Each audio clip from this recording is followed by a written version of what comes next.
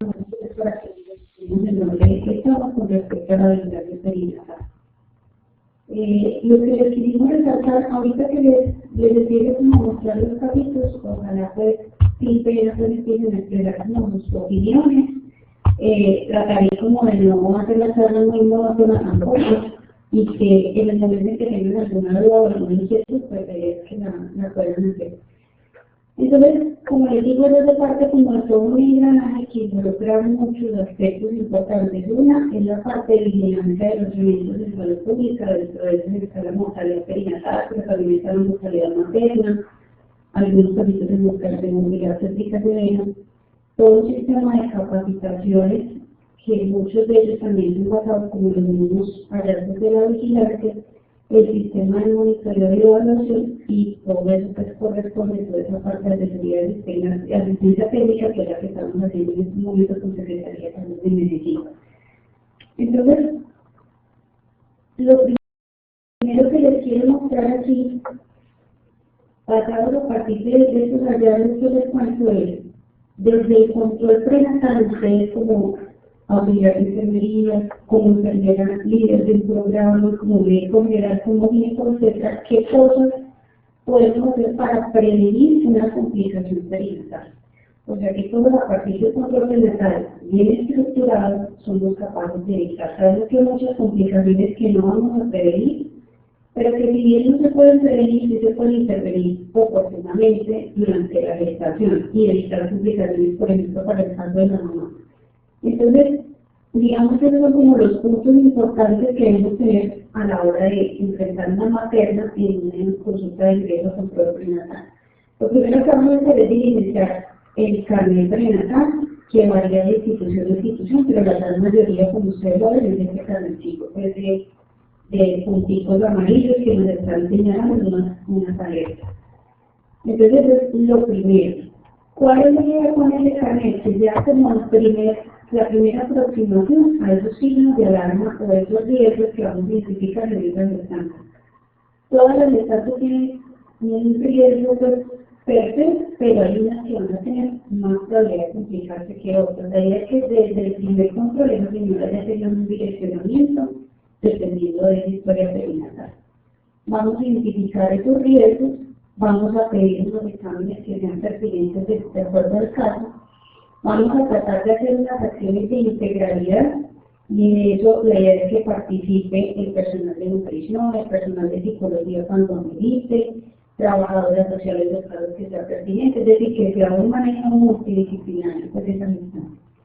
Que tratemos de involucrar a la familia, y en eso pues hay que hacer mucho de la participación del compañero, de la mamá, de los hermanos, sobre todo en este tipo de casos que vamos a ver que son pacientes que tienen posibles malformaciones fetales, que realmente necesitan mucho apoyo, no solamente por parte de ese personal médico, sino también el apoyo familiar y la participación de la familia en esa toma de decisiones. Y vamos a mirar en qué momento es pertinente que intervengan otras disciplinas. Dentro de esas disciplinas, la participación del ginecobstetra, y ya una estancia pues como más avanzada, la participación del perinatólogo o del especialista en medicina materno-fetal. Entonces, todos conocemos pues como esta cartillita, y ustedes ven que hay unos símbolos como en amarillo. Entonces, ¿cuál es la idea cuando nosotros nos sentemos? Muchas veces nos llega esto como algo mecánico, o porque la historia nos exige que todas están descritas cada hojita, pero a partir de esta hojita, si ustedes se dan cuenta, nos empieza a salir una información muy importante para hacer la verdad de esa gestante. Entonces, si empezamos desde la parte superior, por ejemplo, solamente con la edad, ya nosotros en la cabeza tenemos qué riesgo tiene esta señora de preeclampsia, por ejemplo, qué riesgo tendría esta señora de tener una malformación asociada solo por el hecho de tener 40 años, 42 años, 16 años, y a partir de aquí cada uno de esos sitios. Entonces la idea es desde esa primera aproximación que en la mayoría de instituciones, entiendo la hace la enfermera del programa, es la que hace ese primer abordaje. A partir de ahí ya deberíamos ir catalogando la primera y ir pensando en acciones con el fin de prevenir complicaciones. Entonces, se trae este primer capítulo clínico para que nos vayamos ubicando más o menos cuál es la idea o cuál es como la propuesta de trabajo que le tenemos para el abordaje de las distancias. Resulta que esta paciente tiene 42 años, vive en la ciudad de Medellín y el motivo de consultación es a un punto prenatal. La señora dice que el embarazo no fue planeado, que no lo estaba planificando y dice que tiene sinpaternidad. Esto es un paso previo hace 10 años con otro compañero, que es un compañero nuevo, o sea, no tiene el concepto de sinpaternidad. Por la menorrea, la señora tiene 6 semanas. Tiene una prueba de embarazo positiva, no traía ecografía en ese momento, no tenía ningún síntoma, y al interrogarle sobre los antecedentes, le dice que ha tenido como un problema de varices desde hace muchos años, pero que no tiene ningún tratamiento. La señora tuvo un aborto, un parto normal, hace 6 años, y ella dice que tuvo un aborto inducido hace 10 años. Última citología hace un año normal, la señora no la cortaba el tratamiento, 4 compañeros sexuales y decía que no tenía ninguna enfermedad de transmisión sexual. Así con esta historia, usted tiene esta paciente 42 años sentada al frente de su consulta. Grande, ¿qué riesgos pueden identificar en esta señora? O sea, ¿cuáles son como las señales de alarma o los signos de alarma que usted deben tener con esta señora?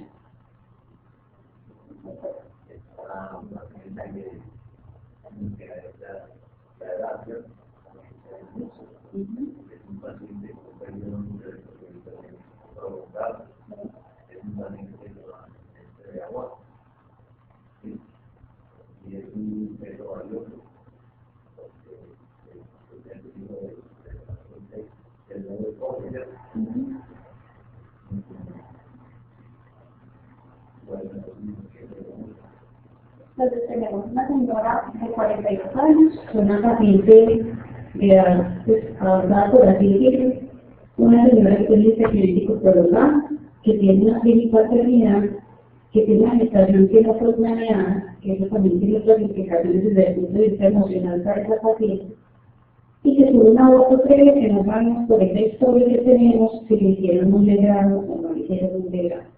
Si miráramos esos 5 factores de riesgo en la cabeza de nadie, ¿cuáles serían como las posibles complicaciones más frecuentes en esta señora? La preeclampsia, porque tiene como 3 o 4 factores de riesgo para preeclampsia. Preeclampsia, malformaciones congénitas,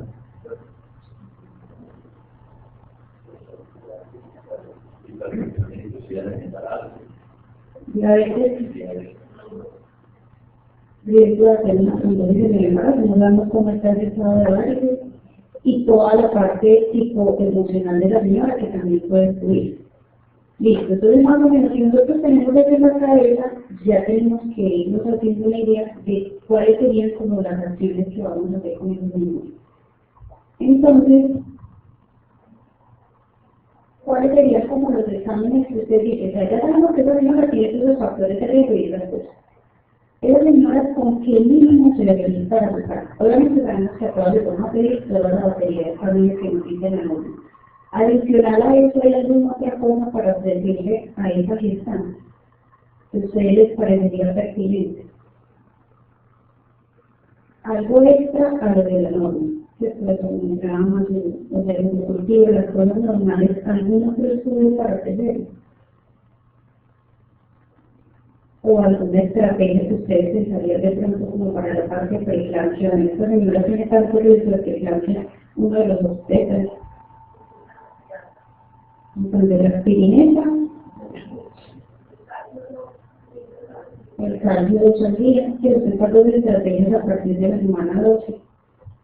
Pero es bueno que uno, si esta señora tiene 10 semanas, y le dice, porque puede que uno no vuelva y la vea en el próximo control. La señora puede decir que a partir de la semana 12 o el tercer mes de embarazo, ustedes empezar a usar los medicamentos. Y algunos de ustedes mandaría ecografía de esta paciente aquí en este momento.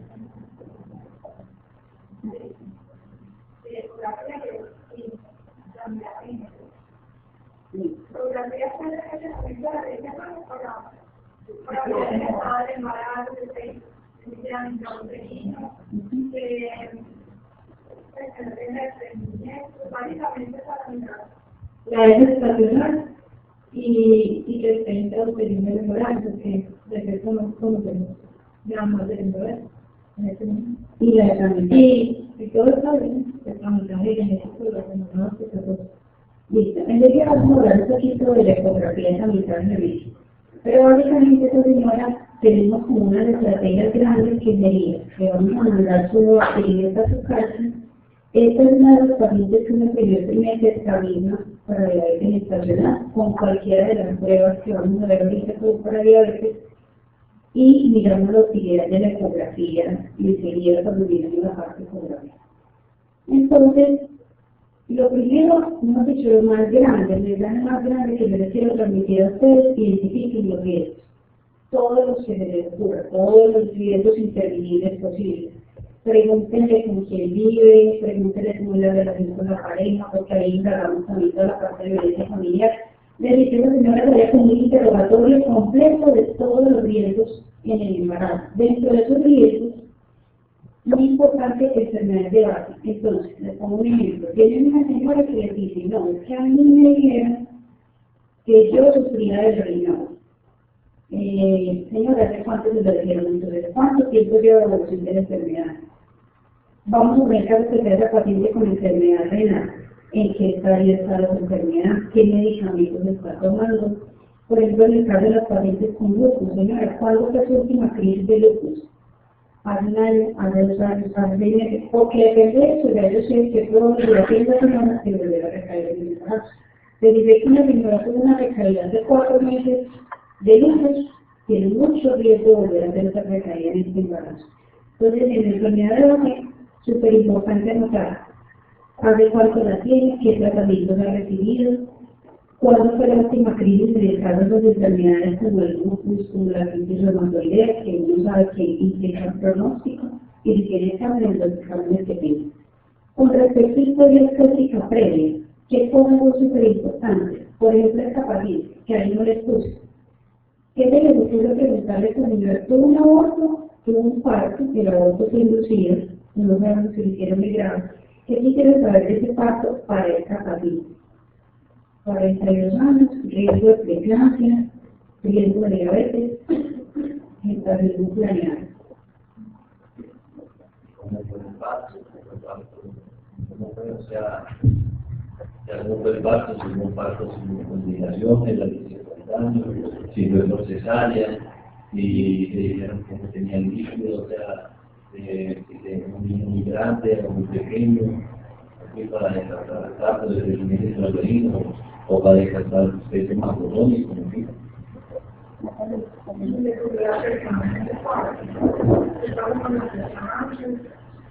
¿Cómo ha sido la presión? Antes, en el trabajo de parto, en el primer parto, o ya que es hospitalizado, por ejemplo, la presión estuvo alta. Si ya no es hospitalizada a ella, o al bebé, que puede tener una complicación, y ella recibió algún medicamento en el parto o después del parto. ¿Alguna otra cosa? Otra cosa súper importante, ¿cuántas semanas tenías cuando tuve el parto? Por ejemplo, hemos visto el análisis de los casos. Pacientes que tuvieron que tener un parto previo de 30 semanas, por ruptura de membranas espontáneas, se le dice el bebé. Y ahorita, de 8 semanas, otro parto prematuro con mortalidad perinatal. Entonces uno se pone a analizar, ¿será que esta parte perinatal o perinatal? ¿Será que yo desde el control pude haber hecho algo para prevenir este segundo caso de parto preterno y mortalidad perinatal? Entonces digamos que una de las estrategias, por ejemplo en el caso de la señora con término previo y la progesterona, entonces no van a prevenir el 100%, eso no lo sabemos, pero por lo menos existen estrategias que nos pueden ayudar a prevenir esas complicaciones. Entonces, señora, ¿cuántas semanas tenía o sería el tiempo completo? Porque ella generalmente no van de la semana. Fue el tiempo completo, lo que dice el doctor, ¿cuánto peso nacer? Acuérdense que la que tuvo bajo peso previo tiene riesgo de que embarazo otra vez de bajo peso. Si tu macrosomia, no es que pesó 4.200, me lo sacaron con unos cortes, esa señora aparte de los riesgos tiene otro riesgo de diabetes en este embarazo. Entonces, como fue las cositas de historia obstétrica que hacen de preguntarlas y que queden coordinadas en la historia clínica. Los riesgos para diabetes que ya los vimos para preeclampsia y los riesgos de malformaciones. Las señoras de día están muy informadas de todo. Entonces ya llegan en la cabeza con la idea de la ecografía, se imaginan que es un 3D, ya saben que es un tercer nivel, pero la idea es aterrizarlas con respecto a las utilidades de esas ecografías que lo estamos tratando de mirar ahorita. Entonces les traje como cada tablita que les muestra un poquito como los riesgos de lo que hemos visto más en esas historias que hemos analizado. Básicamente, una bastante complejo de variables que si ustedes se pueden ver, muchas de nuestras pacientes son con índices de masa por encima de 25. La raza nuestra ya es un factor de riesgo para preeclampsia, para diabetes, perdón, y el ser mayor de 25 años también. O sea que ustedes se pueden ver y casi todas las clases que tienen riesgo más elevado de tener diabetes.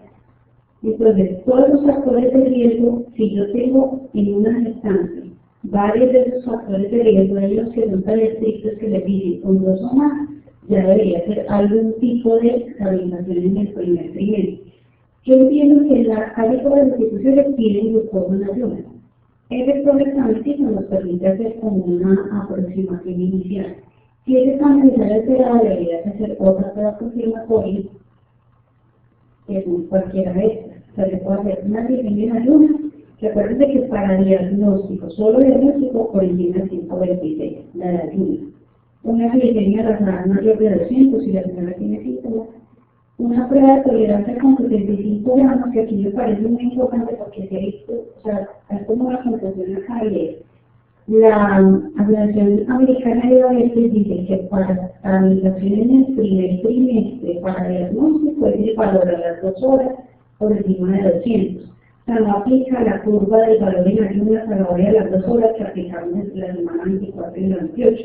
Es pues como para que lo tengan en cuenta con esta curva inicial.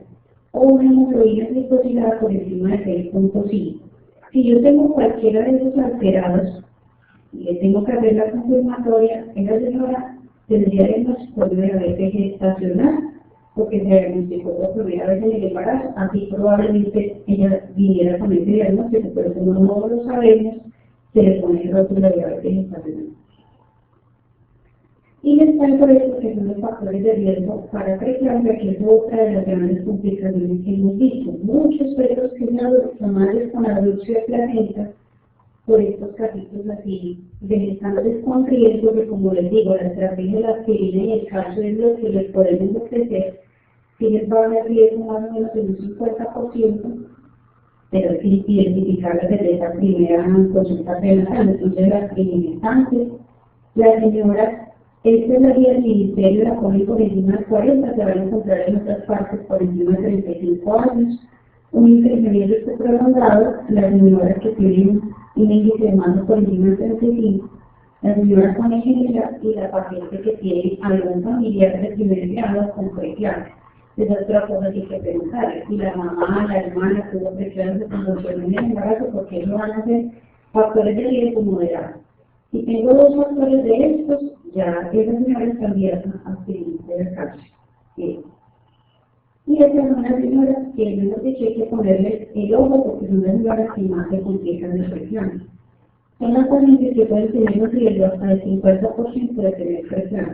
Caso, por ejemplo, de la señora que tiene falla renal crónica o de la señora que tiene lupus con compromiso renal. Esas señoras tienen un riesgo hasta el 50% de tener otra con una preeclampsia en el embarazo. La que tuvo preeclampsia en el embarazo anterior y una preeclampsia severa tiene más riesgo de volver a tener otra preeclampsia en el embarazo. Entonces, estos factores de riesgo, con uno solito, ya hay que iniciar la estrategia de la aspirina y el calcio, que es lo que nos recomienda la evidencia. ¿Cuánto de aspirina? Como es muy difícil conseguir la 75, entonces una tableta de 100 a partir de la semana 12. Y el calcio, 2 tabletitas a partir de la semana 14, es lo que recomienda la guía del Ministerio. No se recomiendan otro montón de cosas, pero de las dosis. Porque de este se lo pongo, porque ya han salido muchas cosas. Entonces, el ácido linoleico, un montón de antioxidantes, todas esas cosas que se han mostrado que no tienen como ninguna evidencia, ni tampoco las heparinas de bajo peso. Y he visto que como con alguna frecuencia que muchos pacientes de estas salen con enoxaparina para la cara. Me da una pregunta, ¿alguien iniciaría esta paciente en enoxaparina? Pues la enfermedad varicosa, 40 años, muy largo del índice de manga porque no me bien. Nada. No, pero sí yo hemos visto mucho como la conducta de mirar las heparina de abajo, pero acuérdense que de todas maneras tienen sus complicaciones y sus riesgos de reacciones adversas, entonces la idea es que solamente las señoras que tengan factores de riesgo. Entonces, ya le detectamos a la señora de los riesgos. La segunda pregunta que es bien importante es cuántas ecografías le pide esta niña. Porque obviamente las pacientes presionan y muchas quieren que les hagan ecografía cada mes. Entonces, ¿cuántas tengo que pedir? ¿Quiere una ecografía de sanidad genética? ¿A qué paciente le tengo que pedir tercer nivel de ecografía de calle? Que hay que explicarle a la señora que no es lo mismo que el 3D. Porque ya tiene que el 3D, donde les van a ver la cara, que es la ecografía importante, la idea es que sepan que es un tercer nivel y que es un tercer nivel. Y la última pregunta es, ¿cuándo nace la última ecografía? Entonces se la manda a la semana 32, a la semana 38, se la manda a la 40, más bien no le pide ecografía. No sé si más o menos alguien tiene una idea de cuántas ecografías se deben pedir en el embarazo.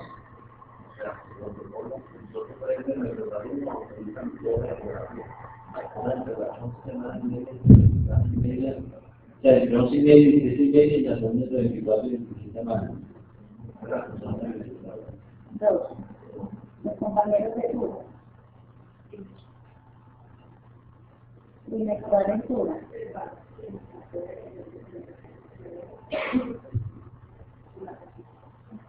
Listo. ¿Quién?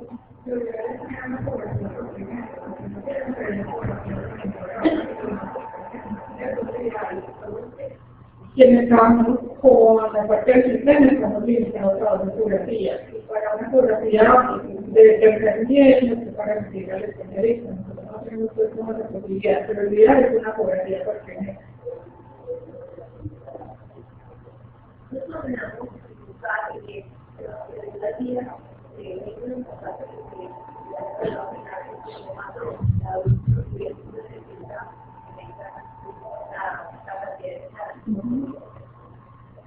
Ustedes tienen que ver fotografías no suficientes en el embarazo, honestamente.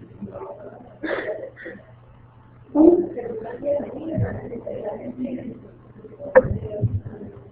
Nada de mente más. Listo. Entonces, digamos la evidencia del número de fotografías. Se lo digo porque es una angustia y uno también se siente presionado por las pacientes y uno le hace cierta angustia. A veces se le dieron a la semana 23, 36 semanas y una ecografía. Y uno se siente como con la culpa. Entonces, digamos a ver qué tan tiene esa ecografía. Todos entienden el concepto de ecografía de sanidad genética. ¿Qué es esa ecografía? Hay alguien que no haya escuchado el término o que no entienda muy bien el concepto. Sin pena tranquilo, llevarse nada. Todos conocemos lo de ecografía sanitaria. ¿A qué pacientes les mandamos tercer nivel?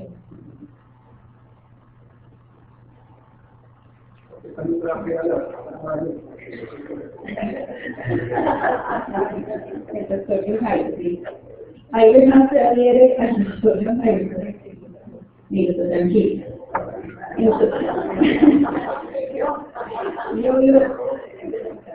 Vea, esa ecografía, te lo digo como ya genético porque así es como se conoce más, pero también se conoce como ecografía 11-14. Básicamente son como los dos nombres más grandes que tenemos. Entonces, vamos a empezar a hablar bien de esa ecografía, qué es, para qué sirve, y explicarles a las pacientes y luego mismos también saber, porque cualquiera de las que están aquí puede embarazarse y tener como la inquietud, bueno, será que es importante que yo me la haga, que mi hermanita, mi sobrina, la que sea se la haga, se la recomiendo o no. Entonces, ¿cuál es la utilidad de la ecografía? Grande.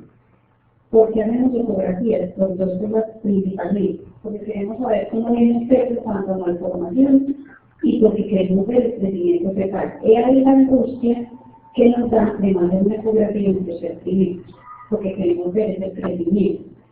Resulta que este estudio cubrió unas unidades de obstetricia de 14 países, población no seleccionada, ellos no estaban cogiendo señoras con riesgo de malformaciones, no, las señoras normales del común.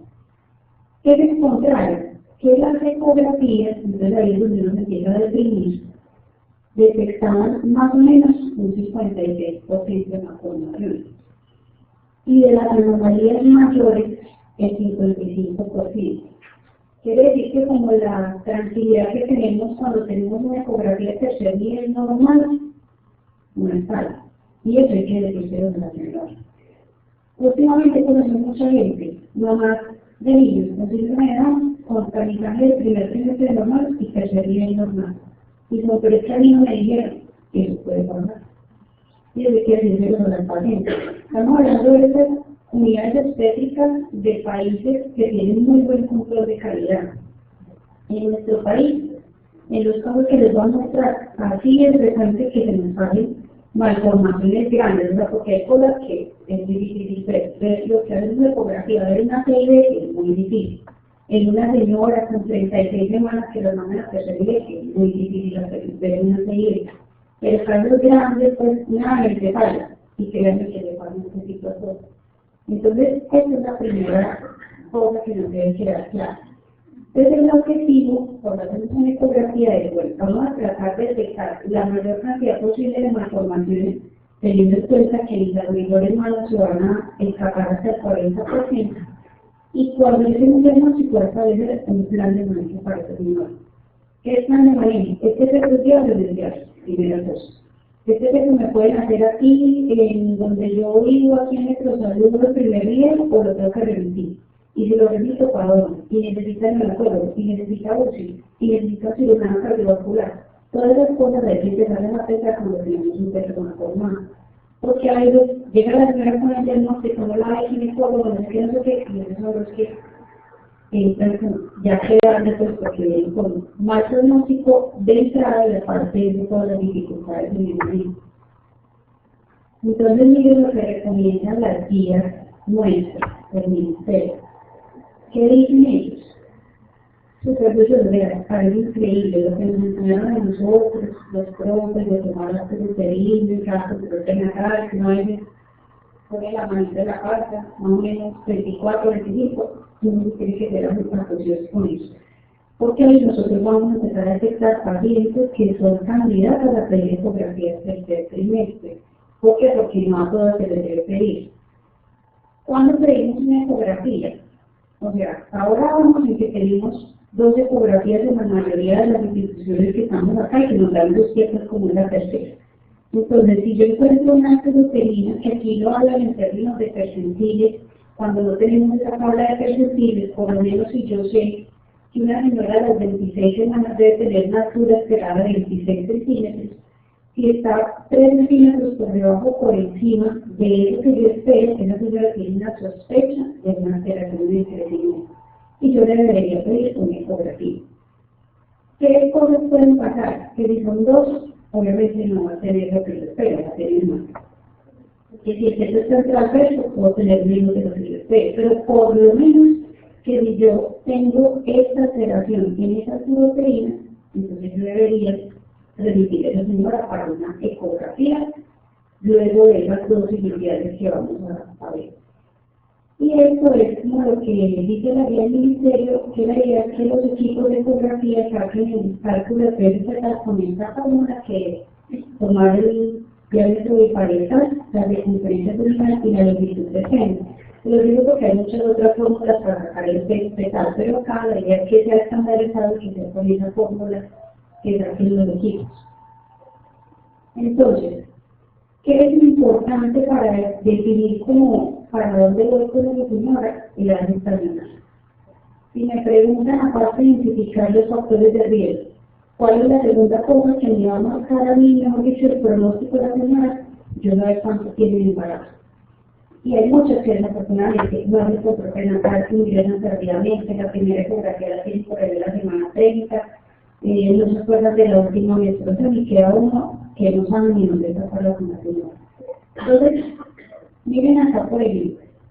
Última regla, se la puedo preguntar y obtener ayuda en situación de las embarazadas, pero de eso el 44% es no confiable.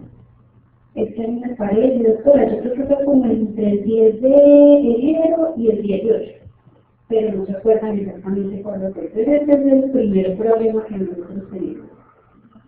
De un paciente, lo ideal sería tener una ecografía en la cual tengamos una longitud transcaudal, o sea, una longitud de la cabecita, la colita del bebé, medida en el primer trimestre. Para nosotros tener una posibilidad o tener una menstruación confiable también. O sea, si la señora se acuerda exactamente que ese fue ese día, o hay unas que le dicen a uno que se acuerda que el día se embarazaron porque el esposo trabaja y ese día vino, entonces ustedes tendrían una menstruación confiable. ¿Qué pasa con las señoras que tienen ecografía del segundo trimestre y no se acuerdan de la última vez? Que eso es muy frecuente. ¿Qué podemos hacer ahí? ¿Qué se les ocurre? A la señora no tiene idea cuando yo digo. Se les toman una altura, bueno, les parece que les concuerda con la ecografía, pero lo que nos pasa por la misma ecografía de control y la dan totalmente loca de la primera ecografía que tiene, entonces no sabe cuánto tiene. Más o menos qué estrategias podríamos hacer. Es así, necesito ayudar a los obstetros. Desde una señora así, a menor de no confiable, por esta ecografía que se le hizo la semana 24, hoy tiene 32. Y acaba de hacer una ayer y le va para 29.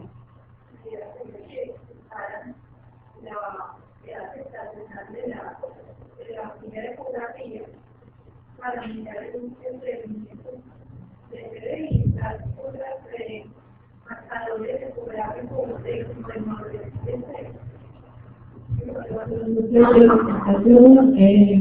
Desde ahí, para ver si no tiene pues como esa edad estacional. Eso es súper importante. Como hacer una comparación con la otra, no hacerla como individual, sin tener en cuenta la creencia. Eso. De todas maneras, de entrada, ustedes ya saben que de error tienen aquí 63 días, pero hay otros artículos que hablan hasta 2 semanas de error. O sea que si ella se le da para 31 y ahorita tiene 29,4, perfectamente puede ser explicada por esa variación. Pero que debemos tener de estrategia, es lo que dice Natalie. Por ejemplo, que yo miro las fotitos donde le tomaron el seno, por eso hay que mirar las fotos. A mí no me enseña mucho fotografía, pero bueno, aquí voy a ver este seno para ver qué. Si tiene una claudificación, por ejemplo, que a veces la misma tiene por lo menos más de 35 36 semanas, con eso no vaya. Los que muchos dividen el cerebelo, la medida del cerebelo también lo orienta un poquito con respecto a la alta lunar.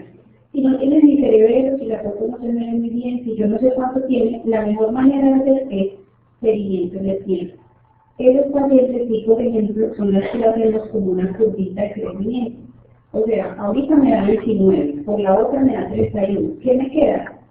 Señora, en 3 semanas vuelvo a hacer los controles de ecografía, porque yo necesito saber si es que el bebé que me está quedando chiquito, o si es que realmente usted no tiene esta semana, si usted tiene que estar dentro de la variación normal.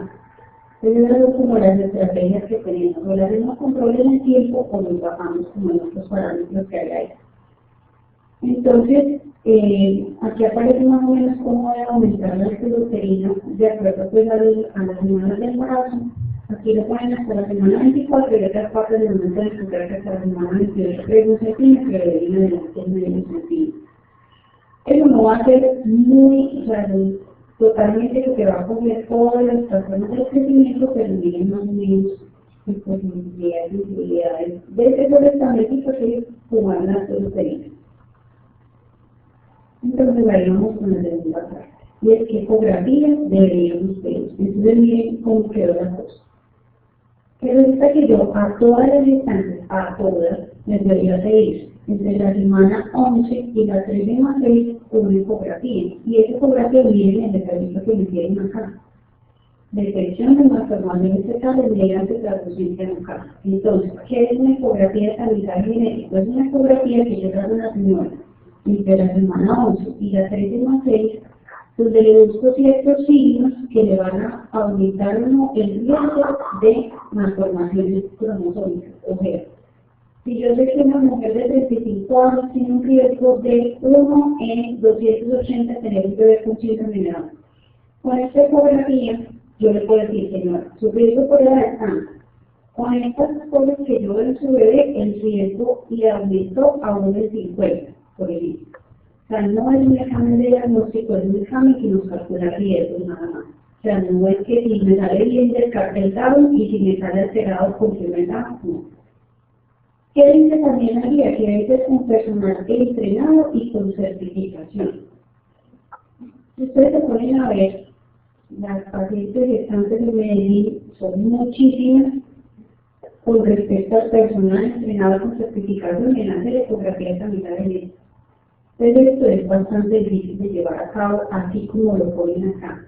En todo el mundo se recomienda esa ecografía.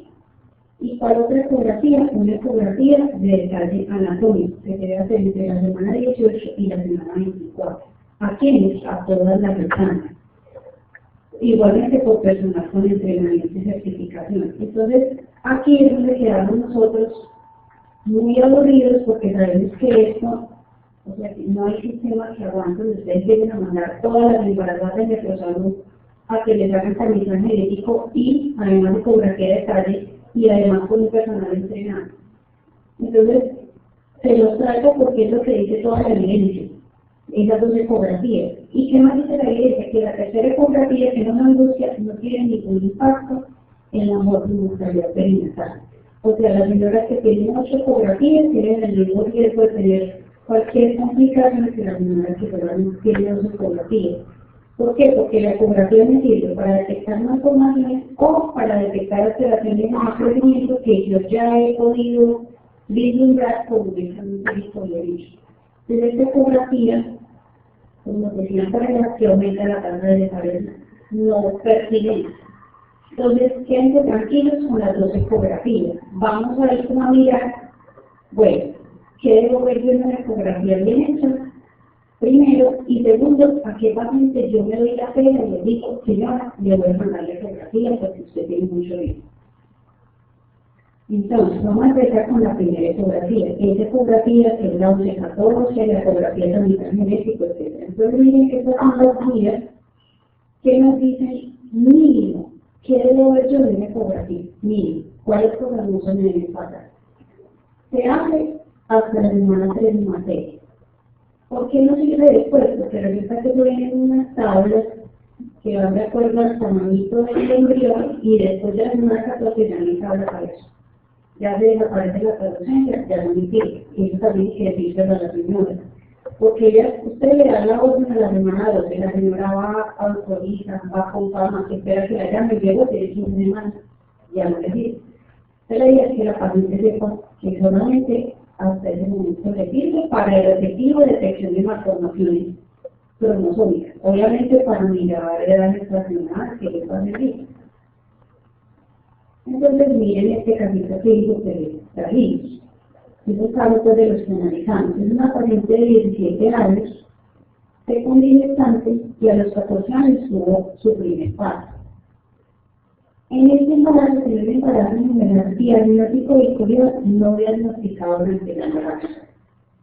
Hizo 3 controles prenatales, empezó la semana 10 y el último control fue a la semana 18. Desafortunadamente nosotros no teníamos como la historia de los controles, sino que en la nota de parto nos contaron más o menos eso.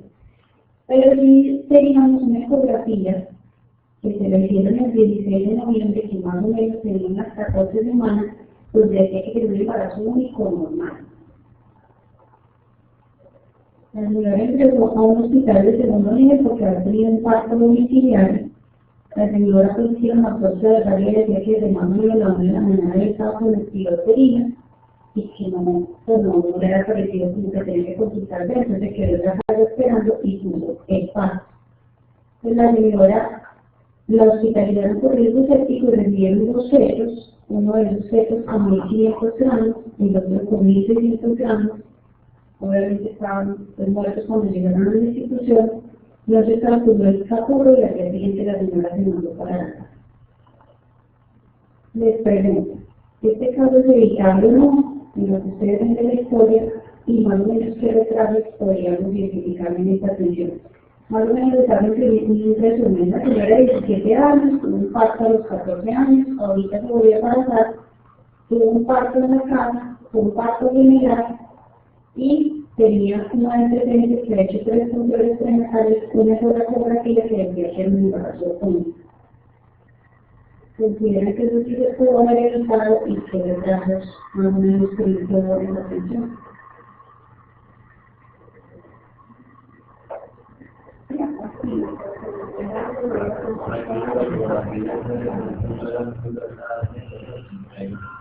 También, como hubiera ayudado mucho, hubiera identificado.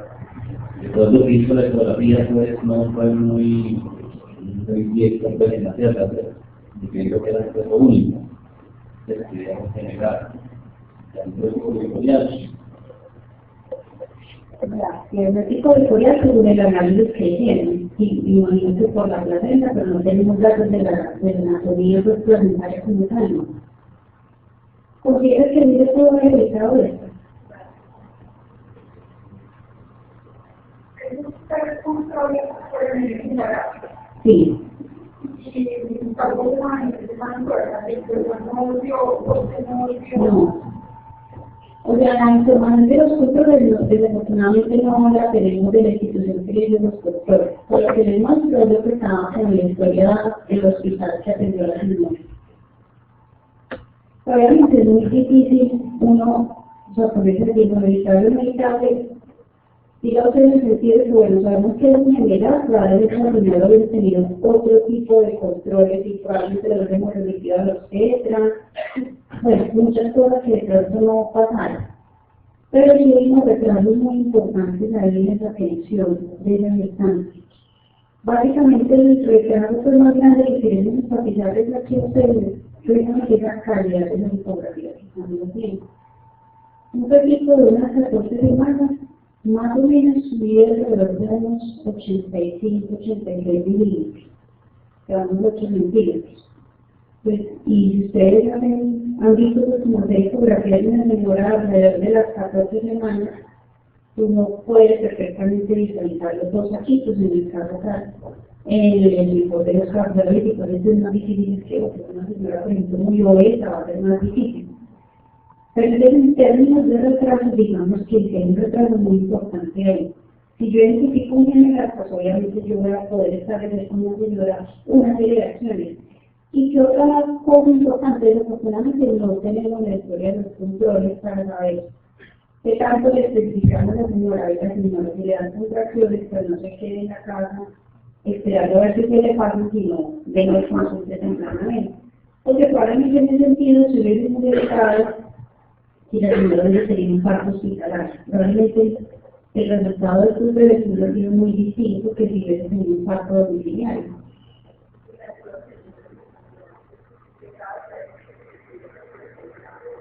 Claro, pues si tuviera como la sospecha de que fueron generar solo por antelotería, en ese sentido, si la consideramos una muerte evitable, producto de un parto pretérmino, puede que la señora no se hubiese podido evitar el parto pretérmino, pero el hecho de poder tener una atención hospitalaria en una institución donde se ha hecho todo lo diario, porque quedan perritos de 1.600 gramos, que cualquiera de las instituciones de tercer nivel podría tener como una buena sobrevida. Fíjate, quiero decir una cosa, es que la señora es una niña de 17 años del segundo parto. O sea, yo creo que el hecho de que sea adolescente también influye en la conducta que ella tuvo de tener solamente 3 controles prenatales y además no consultar porque no le pareció importante. Y yo creo que su madurez mental, que es un adolescente todavía, influye en que ya también haya tomado la decisión de no consultar cuando le dieron esas contracciones, a pesar de que probablemente le pudieron explicar, o ella también experimentó lo que le pasó en el otro parto. Pero creo que el hecho de que es adolescente es un gestante, es un factor de riesgo que es muy importante.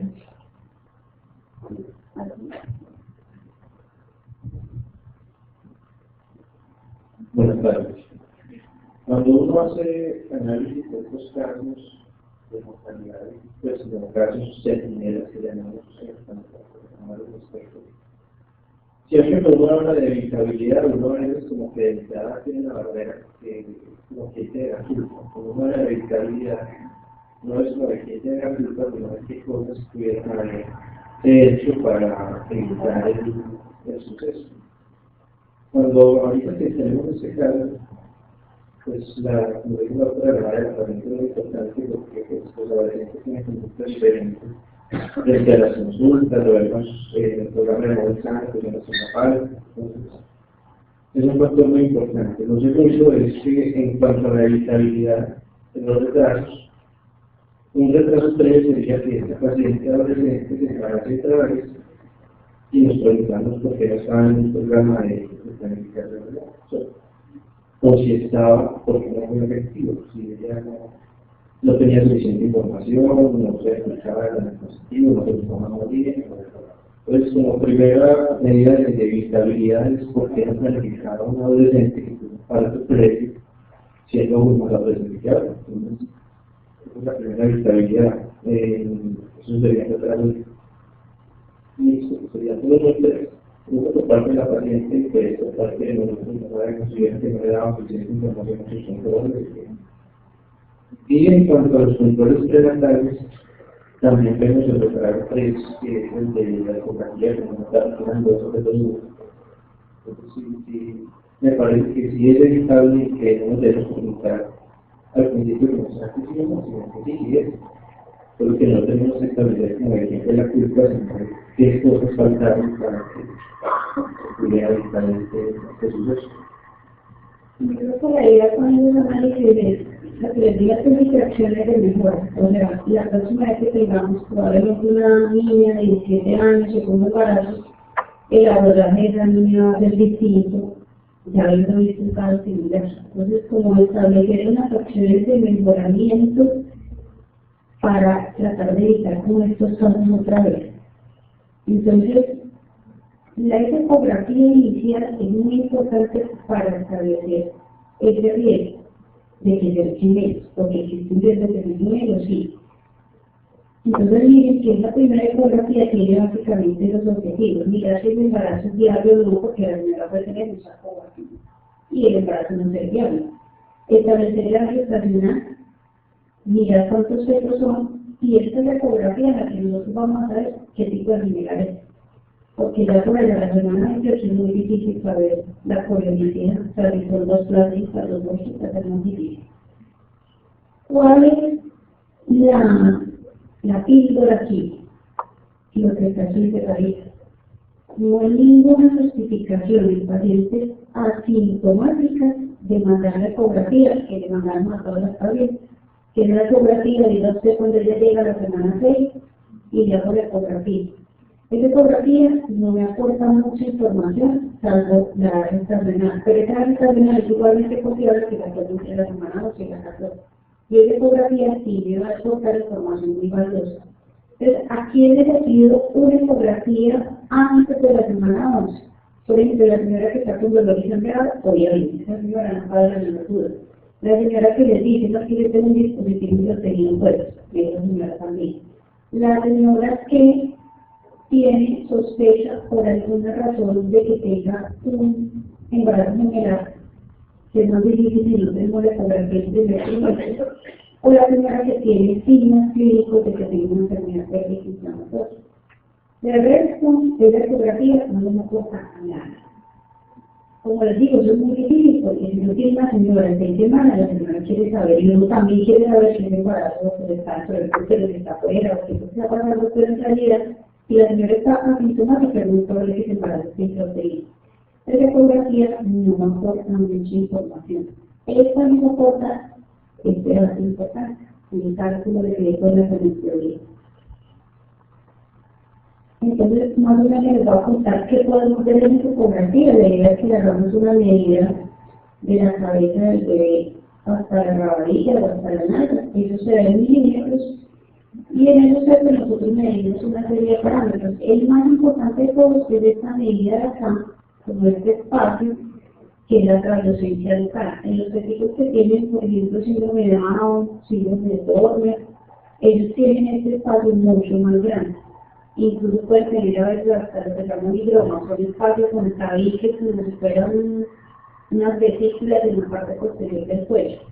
Entonces, estas son las medidas solitas y nosotros, parámetros que uno mide en la ecografía, nos aportan mucha información del riesgo de la señora. Podemos tomar como referencia esta medida, que es la que nos vamos a usar, que nos sirve para los 84 milímetros, hasta las 14 semanas. Hasta las 14 semanas nos sirve la medida. Entonces, ustedes ven una señora que, por ejemplo, para que empecemos a ver como, digamos, la control de calidad. Una señora que da una ecografía que dice gestación de 15 semanas más 4 días por LSC. De entrada, los 3 días, no. ¿Por qué? Porque a las 15 semanas es un feto muy grande al que no le toca tomar LSC. ¿Quién le toca tomar las medidas de un feto normal? O sea, cabeza, abdomen y frente. Entonces, nos sirve hasta esa medida. Si les da ya otra medida más larga de ahí, empiecen a desconfiar de ese cálculo de cada gestacional. Si tienen más de 3 medidas, utilizamos los otros parámetros de un espectro normal. Y miramos unas cositas de la anatomía, que se pueden ver. Por ejemplo, aquí en el fotito le estamos viendo la cabeza. Solamente con esta fotito de la cabeza yo sé que este feto tiene cráneo, entonces no tiene cráneo, ya lo sé. Que este feto tiene línea media. Aquí tiene un cilindro que no tiene la mariposa, pero por lo menos con esto, vean de grande, yo descarté unas malformaciones que no son compatibles con la vida, solamente con esta fotito. Aquí también hay un huesito nasal, que es ausente de los huesitos colgantes. Una fotito del abdomen para mirar que este huesito no tiene ampaloceles. Y estamos escribiendo que para la experiencia de las enfermedades. Pero nos aporta mucha información útil si sabemos qué cositas tenemos que buscar. Pero lo que les digo, la dificultad radica en las autorizaciones del examen. Por lo menos que nosotros garantizamos a qué paciente definitivamente ustedes digan no se le puede pagar pedir esa ecografía. Este, por ejemplo, es una foto de un bebé que les traigo que tiene un hidroma. Ustedes miren que esta imagen es muy distinta a esta otra imagen que les mostré acá. Aquí tiene una fotografía normal, una fotografía en el cuello. Este bebecito es un bebecito que tiene un síndrome de Turner. Estas cosas nos aportan información. Esto se los traje yo más o menos de las pacientes que tienen más riesgo de tener malformaciones o problemas cromosómicos. No quiere decir, o sea, toda la evidencia que les digo, ustedes van a buscar a quién le tiene ecografía 11-14, a todas, como no se puede a todas entonces. Las mayores de 35 años. ¿Por qué? Porque el riesgo es mucho más alto. Imagínense que una señora de 40 años tiene un riesgo de 1,60 o 1,70 o síndrome de Down. De la idea es que la señora sepa, por lo menos, qué riesgo tiene y a partir de eso las malformaciones son más frecuentes, es mayores de 35. La señora que es diabética, y esa señora tiene más riesgo de tener malformaciones, o sea, la que es diabética antes del embarazo. Las pacientes que dicen, no, pero es que el otro bebé se me murió porque tenía una necesaria. Esta señora tiene riesgo de volver a tener la misma complicación, entonces hay que pedir. Las señoras que tienen trisomía por translocación, ¿qué es eso? Esas son las pacientes que tienen niños con síndrome de Down que no son por azar, sino que el problema radica en uno de los dos papás. Es que la señora tiene hasta un 50% de riesgo de estar haciendo otro bebé con Down. Entonces la idea es que a las pacientes también se les da. Las señoras con embarazo general y las señoras que están tomando un medicamento que produzca malformaciones. Entonces no, me embaracé y tomaba isotretinoína, de esos medicamentos que no para el acné. La señora obviamente le tiene que mandar la ecografía para mirar a ver qué pasa. Esto, como se los digo, se los saco yo más o menos de lo que uno sabe que aumentan más el riesgo y ya dependiendo como de las mismas facilidades de las pacientes. O sea, por ejemplo, una señora que les pregunta a ustedes, venga, es importante que me haga ecografía. Y pues eso sí es importante que me haga. Una cosa que está un poquito por ahorita en boom es hacer la ecografía y hacer unos exámenes en sangre que se llaman la bioquímica. ¿Qué tanto me sirve eso o no? eso le aumenta 5% la capacidad de detección. Es un examen que vale más o menos 180.000 pesos, y aumenta más o menos un 5%. Ustedes recomiendan mejorar el número. Señora, lo aumenta pues un poquito como la probabilidad que le detectemos, pero aún así no es el 100% seguro.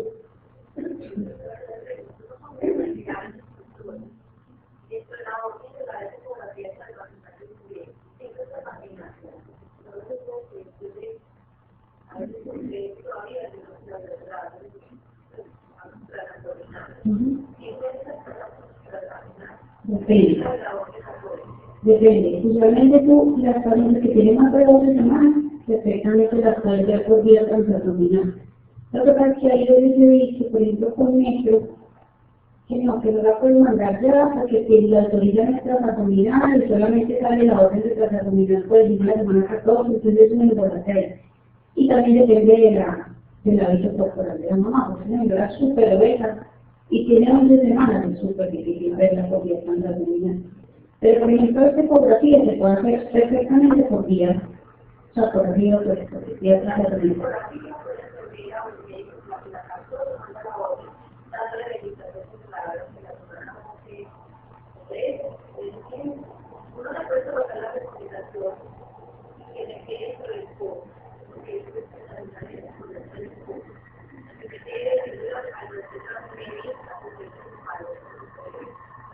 Lo que pasa es que si tú le pones en una orden de una ecografía normal, que tenía la traducencia, o sea, la idea de la traducencia del éxito de los exámenes que te lo haga un personal con entrenamiento. Entonces, por ejemplo, tú la mandas a ti y te hacen una ecografía convencional, pero la seguridad que tú tengas, que te hagan una buena medida de traducencia, es la que no les queda la duda. Por eso yo les digo, los exámenes, usualmente, no sé, porque no hay una parte de que es pose, no es pose, no sé si alguna de las personas de administrativo sepan cómo se hace para que la ecografía la autorice, porque es que la idea no es ponerle la noticia mía de traducencia, porque no te la va a medir a alguien que tenga el entrenamiento en eso.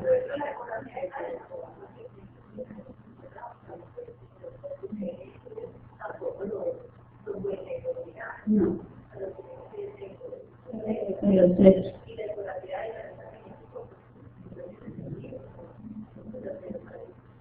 Bueno, no te sirve esa orden, no te sirve para el fin, es lo que yo digo. Porque si le ponen la noticia, no te va a dar la información que tú necesitas para crear las líneas. Digamos que queda una con una fase de sensación de seguridad que no es correcta. Pero la idea es hacer una orden bien, sobre todo en estas páginas. En estas páginas, pues, ojalá se les pueda pedir esa ecografía. Vamos con la segunda ecografía, que es la famosa ecografía de traje anatómico, el tercer nivel que llama, que no es la misma de los mismos. Entonces, en esas ecografías nosotros debemos como hacer una lista de chequeos, donde debes reportar que el feto esté vivo, que tenga frecuencia cardíaca fetal, debemos ver cuántos fetos son, cuánto tiene pruebas estacionales, cuánto está pesando ese feto, una anatomía fetal básica y dónde está localizado la placenta. Eso es lo que reportan en una ecografía de las que ustedes me dicen que les autorizan en el segundo trimestre. Mínimamente una ecografía de segundo trimestre, no estoy hablando ni siquiera de la ecografía de café, debe tener esas cosas. En eso sí necesitamos que se vuelvan súper juiciosos en mirar las ecografías, mirar las fotos, mirar los reportes de las que yo aquí ni siquiera sé. Muy frecuente que pasa. El perro está en 1800 y ustedes quedan ni idea si el perro está bien para tantas semanas que tiene esta señora. Yo no sé si está chiquito porque no le dieron el percentil. Pero en ese sentido, necesitamos que se pongan juiciosos a mirar. Lo mínimo es anatomía fetal básica. O sea, les digan, bueno, la cabeza está bien. O sea, por lo menos no es que le hagan un detalle a la cabeza, pero por lo menos los datos grandes de la cabeza. Le di que tenía estómago, le di que tenía una vejiga. Le conté el iccioniosis porque a veces nos pueden informar, pero no queda de lo normal, pero cuánto tiene el índice de iccioniosis. Las cositas hay que hacerles el chequeo. Y ya en un tercer nivel debemos mirar todo. ¿Qué es un tercer nivel? Es una ecografía donde ponemos órgano por órgano y empezamos a buscar signos de malformaciones mayores y también signos de problemas de cromosoma. ¿Es una ecografía de diagnóstico? No. ¿Le va a decir, señor, usted tiene trisomía 18? No. Le va a decir que yo encontré estos hallazgos que me hacen pensar que usted no tiene un problema, un síndrome y ya nos permite tomar una conducta. Pero la ecografía terciaria para explicarle a la señora que, señora, con esta ecografía detectamos las malformaciones mayores, se nos escapan un 40%, pero las más grandes las vamos a poder ver con esta ecografía. Y nos va a dar una idea del riesgo si usted tenga un bebé con síndrome de Down, trisomía 13 y trisomía 18. Sin más detalles. ¿Es necesario que se la hagan en una parte de la 3D y carita? No. La 3D aporta información adicional solamente cuando tenemos defectos grandes de la cara. O sea, si yo estoy haciendo un diagnóstico de labio leporino para el virus, lo quiero ver bien. Pero el resto, no. O sea, es como la goma, no duele la cara que ve, tomar la foto, el que filma, pero en realidad eso no le va a aportar mucha información y si aumenta, pues ahí el costo. Pero entonces la idea es, órgano por órgano, tiene que estar descrita toda la anatomía del bebé. Entonces, miren, por ejemplo, esta es una ecografía de tercer nivel en la que nosotros miramos el perfil del bebé, le miramos el labio, le miramos sus órbitas con sus cristalinos. Me trae, por ejemplo, esta cabecita. Es una señora de 22 años que quiere ir a pensar que una paciente de 22 años podría tener un bebé con síndrome de Down y mire que esa señora lo que tenía era. En este texto, ¿qué deben de dar decir? Eso es decir. Está preparado, que debe estar muy raro. Eso se llama el signo de la sandalia, o sea, el pie sandalia, porque parece que tuvieron una sandalia representadas ahí. Entonces, aquí en la vejiga me dieron una fotografía y en el corazón tienen 3 aquí. 3 marcadores que no son los más fuertes, pero que junticos y nos aumentan el riesgo. Un bebecito con síndrome de Down solamente teniendo los marcadores. Entonces, digamos que cositas en las ecografías que uno va sumando y que les van a aumentar el riesgo. Entonces, ¿a quién se la pido? Otra vez. Y realmente, si me preguntan a mí, ¿a quién se la pido? A todo el mundo. Como es difícil, porque no lo autorizan, porque es muy complicado hacerlo, entonces, por lo menos a quién. Las mayores de 35 años, otra vez. Las señoras que tienen diabetes antes del embarazo, esas pacientes con lupus, tienen mucho riesgo que los bebés tengan bloqueos cardíacos, por ejemplo, que se ven señoras también. Las señoras que sufren de hiper, no las de hipo, sino las de hipertiroidismo, porque hay que mirarle la tiroides al bebé, porque muchos tienen su dosis también. La señora que antes de este embarazo tuvo otro pecho ciático, no es que mi otro bebé tenía un problema renal y lo tuvieron que sacar antes de tiempo. Esas señoras también. Otras pacientes que ustedes vean que tengan otras comorbilidades más extrañas, que aquí no se las puse, pero que aumentan el riesgo de transmitir a su descendencia. La señora que en el primer trimestre se metió a terapia. Ahorita enseño que hacer una ecografía tercera y vuelve a los embarazos generales. Estas señoras idealmente deberían tener un tercer nivel. Uno que cuente con hacer la orden, tratar de hacer lo que más se pueda con las señoras y que les garanticen esa ecografía. Pregunta, ¿hasta qué edad determinada puede hacer esta ecografía? Porque precisamente, por ejemplo, que se van a los test de la detección humana, entonces, como tal, como ecografía de tercer nivel, con la lista que creo que se va a mirar hasta la semana 24. Que las hacemos a la semana 35, pues por allá, porque la autorizaron tarde, pero de entrada uno ya sabe que ahí se van a detectar menos informaciones. Va a ser más difícil encontrar más informaciones en ese sexo. Y ya hablamos de lo de los perceptibles. ¿No?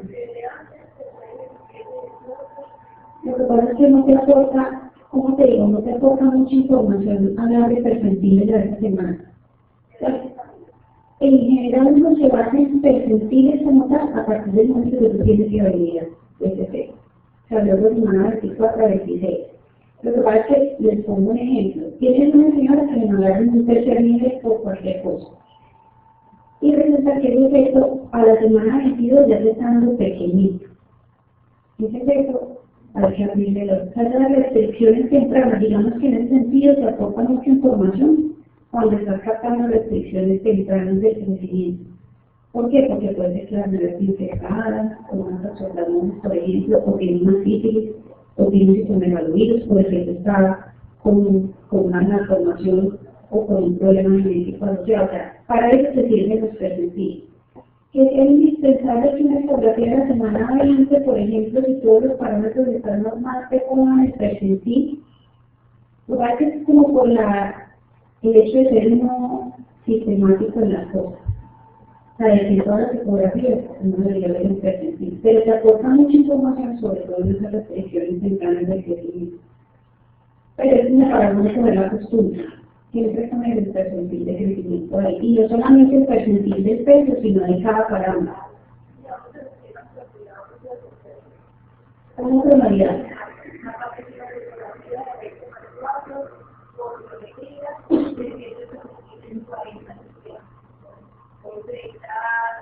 ¿Sabes qué? No, pero hay unas que prefieren el percentil 10 al 90, pero que queda en el universo clínico.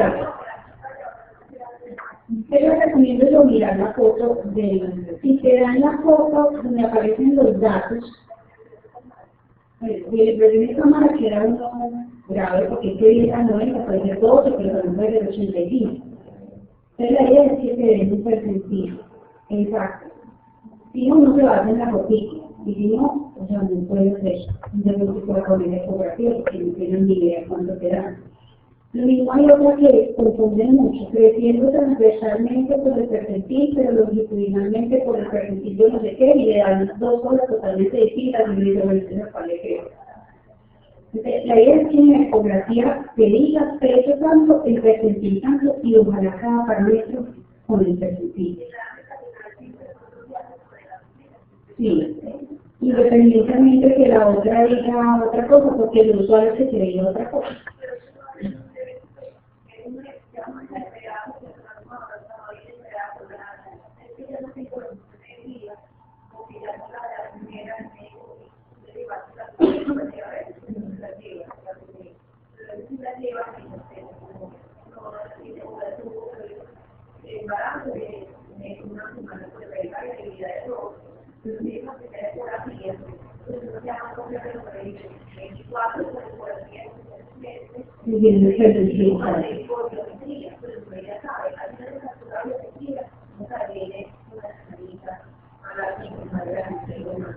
Claro que en eso uno no se debe confiar, o sea, en los cálculos, porque por ejemplo en los embarazos muy tempranos, estamos hablando por ejemplo de la señora 25 semanas por primer trimestre, 23 más 6 por esta, y no queda, bueno, una semanita de un día.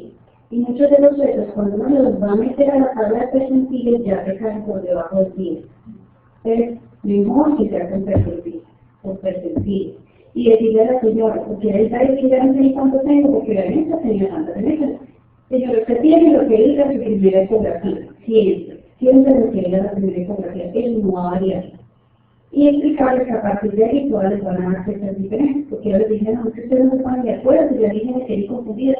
No, señora, ustedes la dice que tiene 35 años, usted tiene 35, así parezca 24, no importa, tiene 35. El beneficio que usted le da, y a la señora le queda más claro que tiene lo que dice la cédula del bebé, que es la primera ecografía. Es claro con esto del tercer nivel. Tercer trimestre, o sea, la ecografía de la industria debe tener esto. Aquí en ecografía, cuando yo sospecho un trastorno de crecimiento fetal, o sea, a la que se me está saliendo por arteriosclerosis, a él, solamente a él. Obviamente no estamos hablando de las embarazadas que tienen otros factores de riesgo, o sea, esto no aplica para el similar, no aplica para la señora con una preeclampsia severa que tenga hospitalizada, no aplica para la diabética que el bebé está engordando, eso es otro cuento. Pero la señora normalita, la que no tiene factores de riesgo, la idea es no pedirle una ecografía en el tercer trimestre, pero si la pido, debería tener esos parámetros. Entonces, miren esta ecografía y díganme qué conclusión sacan con esa ecografía. Una ecografía real. A veces dice que es un sector único, longitudinal, trepánico, 140 por minuto, 1183 y 28 más 3 por biometría. Entonces la primera que la atrás y vienen las medidas del campo.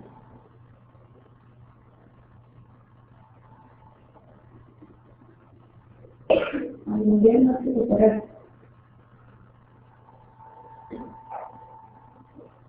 Mire, puede ser muy malo, pero no saben qué es eso. Me cobraré que nos deja un poquito flojo, porque no. A los años que tiene por acá una cabeza como chiquita o estaba igual, no nos queda clara esa mutación. Resulta que esta es la misma paciente, que repetidamente ecografía en nuestra institución. Y miren lo que pasó. 1800, la pesa lo mismo que les había hecho la ecografía. Y resulta que aquí les calcularon una hipersensibilidad y tiene hipersensibilidad 1. Diagnóstico. RTU se ve, solamente que todo lo que esté por debajo del 3, la restricción de crecimiento dental y percentil severo. Y miren, vamos a mirar aquí todos los parámetros de esta ecografía. Entonces ustedes miren la cabecita, una está como pequeñita, el abdomen está más en el centro de lo esperado y el pececito me está quedando mucho por los huesos largos. Entonces más o menos cuando recibo una ecografía de un feto pequeño, para que vean una idea del pago de neuro que todavía tiene, cuando están creando los espejos del abdomen, o sea, el abdomen le da para 25 semanas, pero la vida tiene 30, es el típico caso de con restricción de crecimiento puro. Pero si resulta que el pecito se está creando, pues tiene la cabeza chiquita, una microcefalia, muchas capas de microcefalia, la señora tiene un toxoplasma, la señora tiene cualquier otro tipo de infección como el citomegalovirus.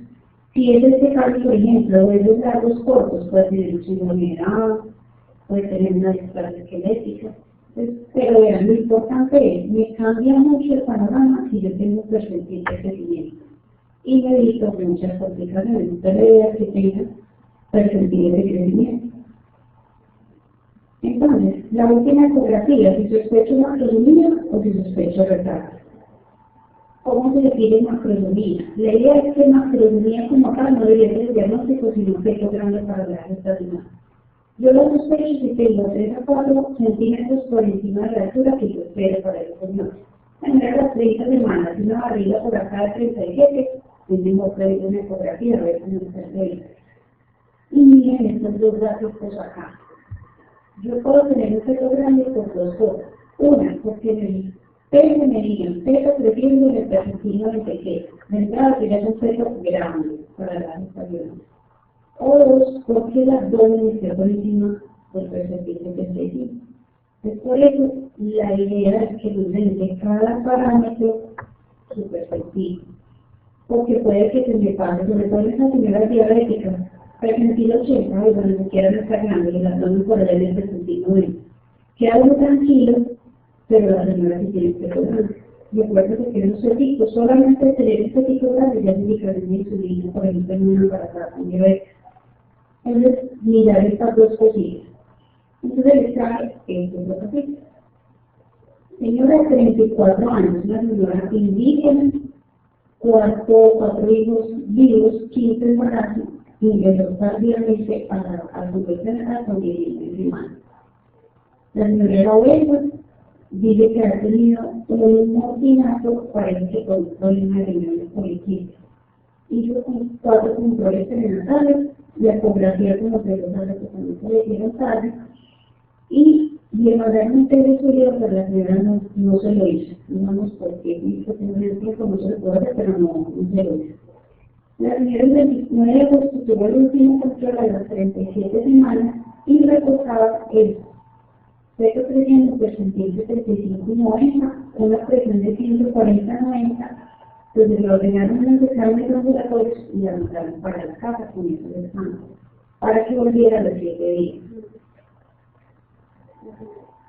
La señora presentó esto fue el 29 de agosto.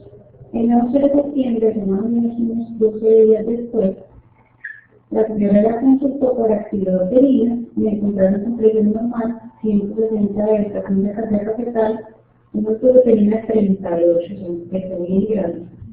Dilatación media de estadio 0, la hospitalizaron, reportaron a las 7 de la mañana que ya estaba saliendo líquido fétido, que la frecuencia cardíaca estaba normal, fetal, la pasaron a cuartos a las 7:30 y durante el exclusivo tuvo desaceleración de la frecuencia cardíaca hasta que se dejó de escuchar la frecuencia cardíaca.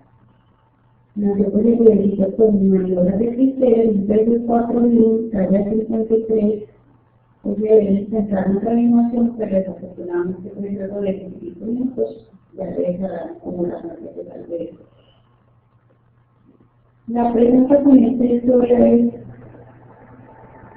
¿qué ruido nos puede hacer con esta familia? Se las pongo por acá cuando la encontraron aquí. 37 semanas, es ecografía, 140-90. Para ello tiene nuestra conducta de semana.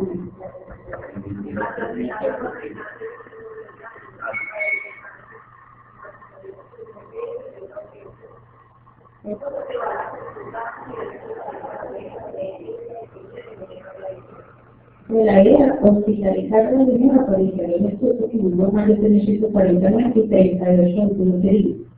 De hospitalización, y hablo de estudios pertinentes y lugares más o menos en qué piensa se hace de bien.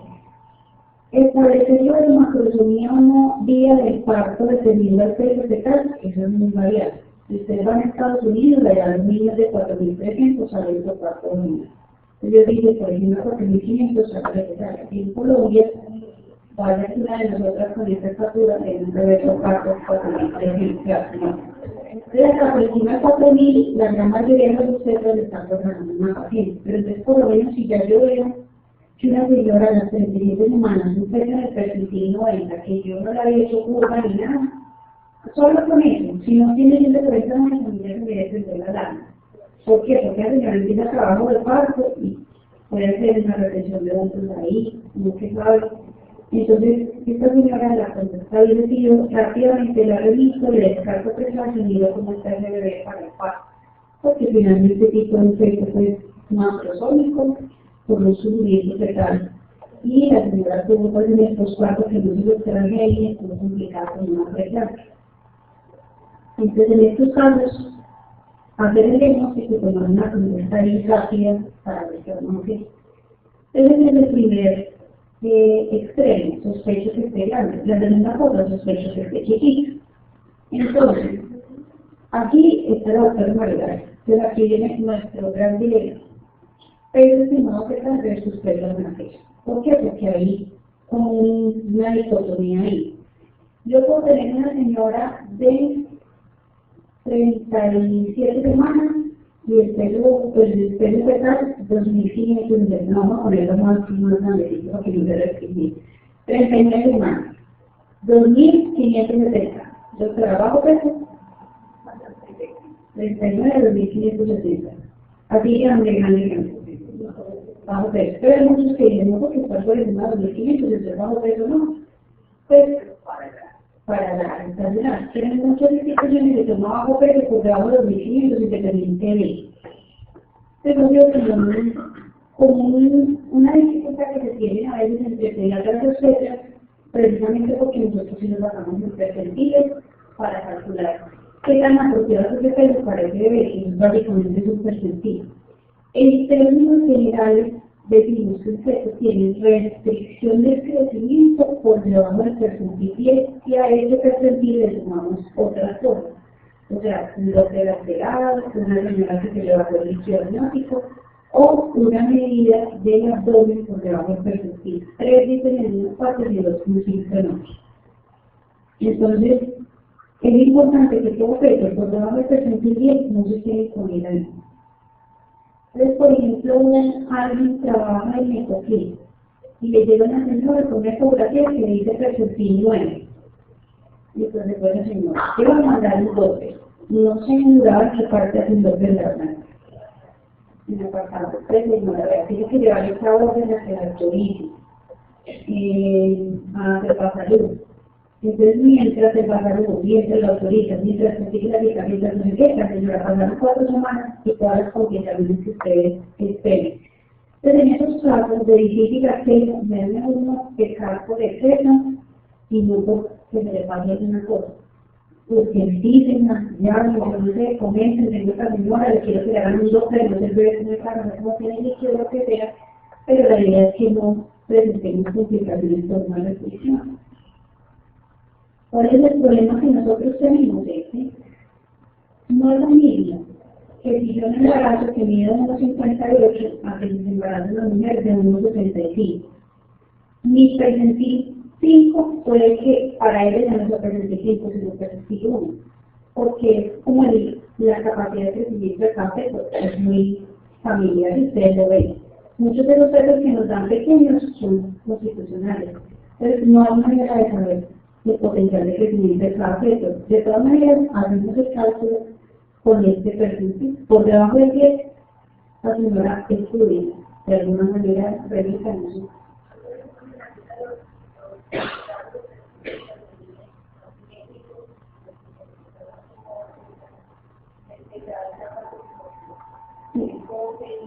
Para revisar esta tablita acá, para lo asimétrico y asimétrico. Es como dependiendo del parámetro que se me queda, yo qué busco. En realidad lo simétrico y asimétrico, la conducta no te la cambio. O sea, si es simétrico o asimétrico, a los dos les tengo que pedir doble, a los dos les tengo que hacer una cadencia fetal, es lo mismo. Lo que pasa es que dependiendo del parámetro en el cual es este chiquito, yo puedo pensar en una cosa o en otra. Pero es como un ejemplo, un bebé con una cabeza chiquita. O sea, todo le da percentil 20, pero la cabeza percentil 2. Entonces, o está infectado con alguna forma, o tiene algún problema genético, o tiene un cierre de las estructuras de la cabeza que es más grande que nosotros. Si tiene un abdomen chiquito, lo más parece que es un petito pequeño, una restricción de crecimiento. Y si lo que está quedado es porque tiene los huesos muy cortitos, o es una displasia, o es un dolor con un síndrome de Down, o cualquier otro problema de información. Entonces, no sirve como para pensar en el origen, en la causa que te está llevando un feto pequeño. Pero en realidad no cambia la conducta. La conducta va a ser la misma. ¿Cuál es la conducta? Yo tengo un bebé, percentil 8, percentil 5, no sé. ¿Qué debo hacer? Ese señor le hay que mandar a un lugar donde le hagan un docker de buena calidad, donde ustedes se queden tranquilos, donde se va para docker. Que tengo que hacer pruebas de bienestar fetal. ¿Por qué? Porque los fetos es muy probable que hagan sufrimientos fetales, que tienen una desaceleración, entonces hay que vigilarles el crecimiento, que tiene que ser un perfil biofísico, no puede ser un monitoreo fetal. Le tengo que hacer una ecografía de tercer nivel, esa es otra indicación, por ejemplo, para hacerlas cuando ya tienen más de las 24 semanas, para ver que no tengan malformaciones. Y tenemos que mirar en esa misma ecografía que no voy a tener cosas que nos van a pensar en infecciones. Pero señora, conclusión, toca remitir. ¿Qué tan urgente la tengo que remitir? Depende de qué tan probable es que ustedes se lo envíen fácil. Si yo sé que yo hago una orden y sé que en unos máximo 2 semanas, esa señora tiene un doble, pues la mano ambulatoria. Si tiene que ir a hacer un trámite y se va a demorar un mes, pues entonces hay que notificarla, porque es pues una alteración grave. Creo que este es uno de los últimos casos. Esta señora no tiene ningún antecedente importante de una gestante de 24 años, empezó sus controles tempranos a las 9 semanas, hizo 6, estuvo hospitalizada por amenaza al parto y por un poligramas, donde ella tenía, aquí no parece, pero aquí no recuerdo cuántas veces, 29 semanas. Pues, en ese momento le hicieron una ecografía que reportan aquí, 3 de 4D, que dice 29 semanas orálico y lactancia renal bilateral, tenía un poligrama severo con un ILA 33, reportan en la historia que la curva que le habían hecho a la señora era normal, y la vieron a la semana 32, o sea, luego que salió de esta alta por esta amenaza de parto, normal. Se control no tenía oportunidad, nada dramático. Resulta que la señora consultó a una institución X por 32 más de semanas porque rompió puentes. Entonces consultó, asociado a esa primera dimensión de los movimientos fetales, como tenía ruptura membrana, empezaron su manejo antibiótico, le tomaron unos medicamentos y la señora progresó a dilatación espontáneamente, como el bebé estaba cansado de que hacer una cesárea. ¿Qué pasa con la cesárea? Los niños han sido dismórficos, múltiples malformaciones en cara, miembros superiores, hiperpelorismo, puede también etcétera, son poéticos polimalformados. Con un peso de 1670 para 32 semanas, hicieron reanimación, lo pasaron a 2 años en la casa, pero luego un día que le hicieron muchas cosas, el bebecito falleció. ¿Evitaba esa muerte? No, eso se ve que de todas maneras quería morir. ¿Qué hubiese sido lo evitable? La señora al llegar a las 33 semanas casi, con un bebé quiere compartir con la vida, con un montón de riesgos ahí asociados con una enfermedad. Es diferente que la señora toma su decisión y dice, no, como es mi bebé yo lo tengo, hasta el final de los tiempos lo va a tener y eso es otra cosa muy respetable. Pero por lo menos yo haber hecho una intervención temprana aquí. Entonces no es una muerte evitable, pero sí se puede prevenir complicaciones. Y que también para el dermatólogo, para el pediatra, para el médico que lo recibe, que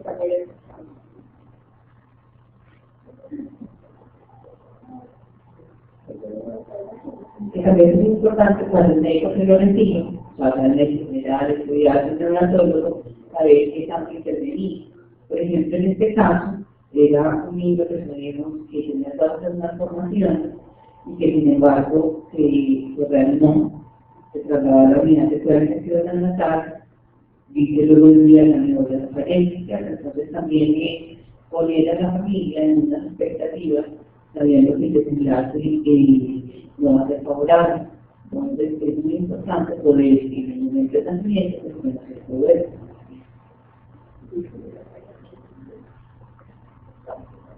Entonces, nuestra estrategia de mejora en este caso sería, una manera con una fotografía, como yo les digo, o sea, que diga 3D4 de nosotras, si usted hace un 3D4 de raro, que no se han visto el montón de malformaciones que tenía en la cara.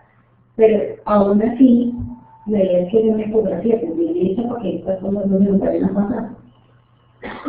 Este es otro pasito también parecido. Esta señora ingresó temprano.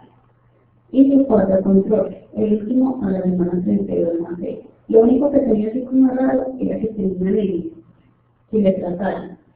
Y a las 22 semanas una ecografía normal.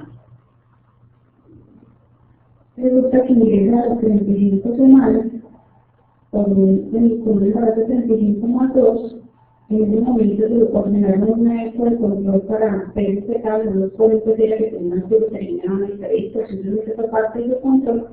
Y la señora consultó una semana después por ruptura de membrana, 4 de dilatación, le hicieron una ecografía y sorpresa, o lo que se encefalia lo va con el alcohol cabelludo, o lo que se encefalia todos los hemisferios cerebrales fusionados en la línea media, como yo les dije, desde la primera ecografía por allá en el 14 que yo les mostré la foto bonita, donde se veían todos los hemisferios, los signos de mariposa, desde ahí uno empieza a sospechar que algo no viene bien.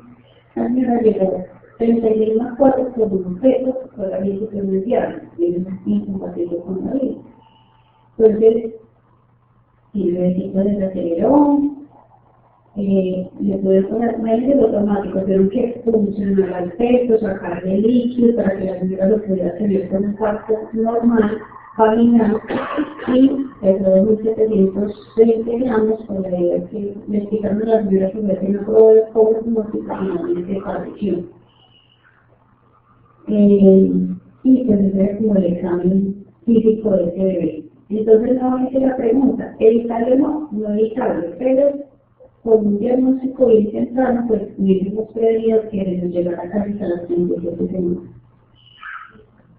Esta es la última parte que les quería traer acá, porque me parece súper importante que definamos que es una malformación incompatible con la hija. Nosotros hemos estado analizando muchos casos de malformaciones, muchos. ¿Por qué los terminamos analizando? Porque no tienen diagnóstico antenatal. Se supone que las malformaciones no se deberían analizar. Pero como solo que no nos damos cuenta, pero cuando el bebé ya nació es que desafortunadamente estamos haciendo los diagnósticos Por eso es importante establecer que es incompatible con la vida. Pero hay dos conceptos grandes. Uno, una malformación o anomalía mayor y una que es la malformación menor. ¿Qué es mayor? Todas aquellas malformaciones que afecten la vida futura de ese efecto en términos de calidad de vida, complicaciones médicas e incluso con las cosméticas. O sea, un labio de polino para el hendido es una malformación mayor, sí, es una malformación mayor. Más o menos representan el 3% de todos los embarazos.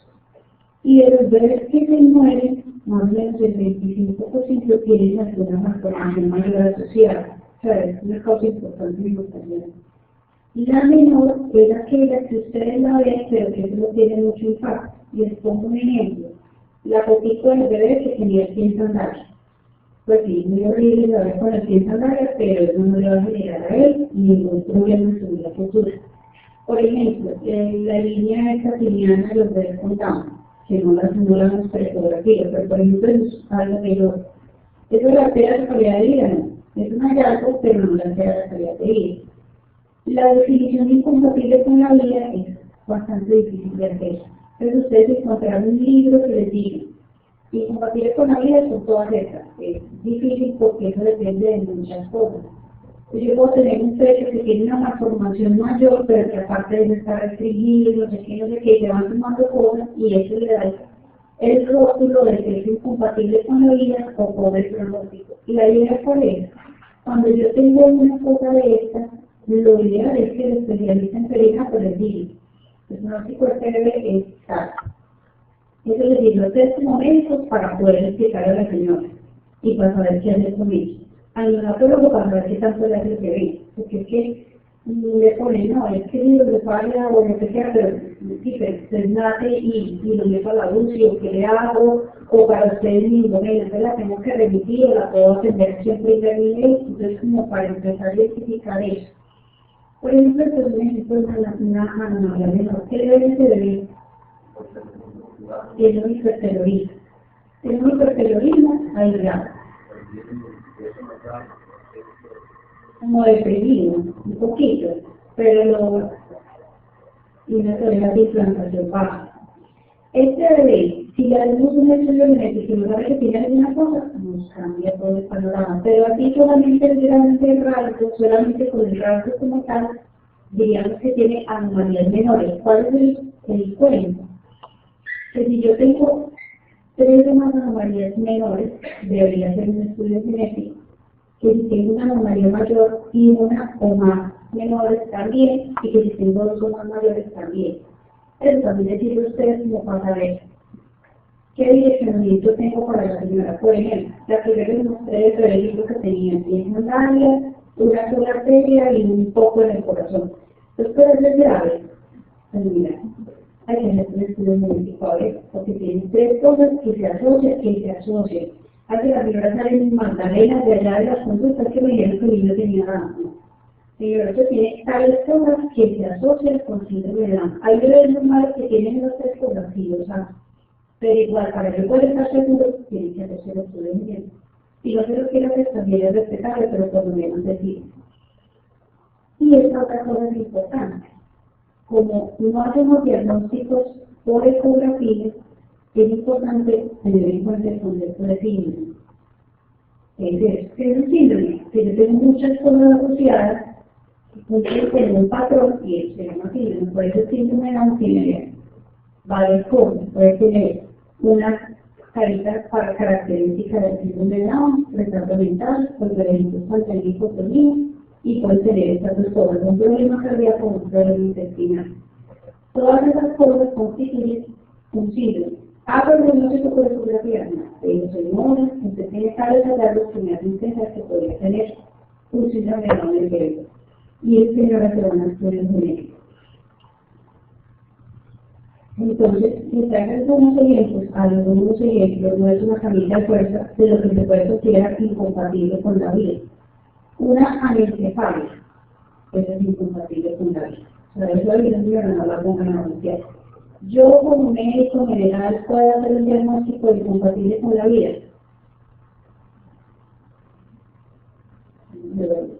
Estamos de trabajo. Le llegaron a los doctores este diagnóstico.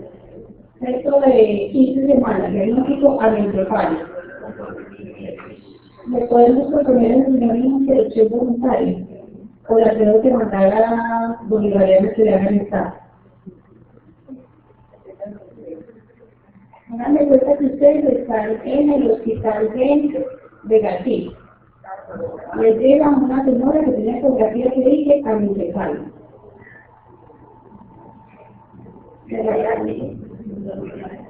Tenemos que mandar la medicina, la remito, le hacen un staff, la versión ética y después no sé qué, 30 semanas en este caso. ¿Puede ser el médico general el diagnóstico compatible con la vida? Sí. ¿Necesito un staff? No.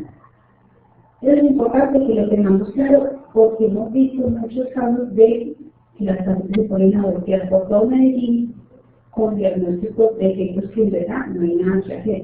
¿Cuál es el problema de esto? También es que padres, imagínense que con la trisomía 18 se ha encontrado una señora con preeclampsia más alta. Entonces ponen una señora con un bebé que es incompatible con la vida a voltear y nos estamos como asegurando riesgos de complicaciones. Entonces, otra, la hidromencefala, son un bebedito que el cerebrito es pura agua, nada que hacer. Atreya, la víscera subtracheal, eso no tiene tráquea, pues no, tampoco nada que hacer. Y todas estas que están aquí. Cromosomopatías, hablamos de trisomía 13, trisomía 18, trisomía 9. Les hago una pregunta. ¿Trisomía 21 es incompatible con la vida? ¿De qué depende? Entonces, depende de miren, por ejemplo, acá. Hay cosas que son de más no es compatible con la vida. Entonces, les pongo un ejemplo. Una señora que tiene un bebé con Down, que debe tener una restricción de venas, que aparte de que tiene una cardiopatía compleja y que tiene una atresia duodenal, incompatible con la vida, probablemente sí. Entonces, depende de muchas cosas. Entonces, estos son casos que son severos y que son de más pronósticos, pero no como tales compatibles con la vida. ¿Qué me permite a mí que yo, cuando tengo un bebé de estos con neonatos, yo averiguo? Este bebé tiene una hernia traumática, tiene todo el hígado arriba. Yo lo veo como hinchado, creo que está ilógico, pronóstico mal. Entonces nos sirve como para establecer qué tanto le vamos a luchar a ese bebé. Pero no son enfermedades como tal que se consideran incompatibles con la vida. Las incompatibles, las que les mostré ahorita. Pero como les digo, no es una camisa de fuerza. Uno se va bajando. Por ejemplo, muchas señoras tienen más pronóstico porque tienen muchas cosas asociadas. Y eso ya configura el hecho de que la sobrevida de ese bebé que sobreviva tenga un 2%, pues uno ya se tiende a interrogar si es prudente que la señora continúe con el embarazo. No sé si tienen alguna pregunta, porque creo que esta era la última diapositiva. Si tienen alguna duda, comentario, sugerencias, cosas que quieran decir. Últimos 3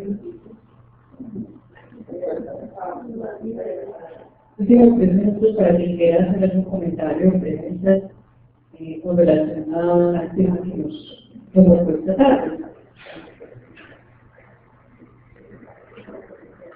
Bueno, con respecto a los presentativos de conocimiento, en la trabajo de salud, a nosotros nos hace pues X sitio de ecografía. Pero casi siempre cuando la paciente, por ejemplo, olvida llevar la ecografía previa o es la primera que tiene el partido, siempre no nos ponen el percentil y dicen que el paciente que no se calcula percentil es que no tiene ecografía previa. Pero no resulta que se la particular, no es la primera y le pongan percentil. Entonces no sé si, ¿por qué se pueden hacer percentiles en ecografía previa y las otras no? Si eso depende del examinador o depende del aparato que tiene o de qué depende. Como para saber si al sitio donde la estamos mandando a hacer, les podemos exigir que nos saquen percentiles entre que no de ecografía previa también. Digamos que te lo voy a plantear de esta manera. Si tú tienes una señora que tiene 12 semanas por amenorrea confiable, soltera se dice, que yo me estoy cada 28. Y mi última regla fue 28 de abril, mira, para 2 semanas. esa señora, esa amenorrea que va estacional es confiable, tengo que hacer una ecografía para saber si sirve la vitamina. Es confiable. Entonces, si yo tengo una amenorrea confiable, estoy segura, la señora sabe, me está planificando, entonces si es una amenorrea confiable, en ese momento yo podría establecer tercer de porque si no pudiera hacer ventiles, es decir, que para poder calcular una estacional confiable necesito tener ecografía primero y no necesariamente.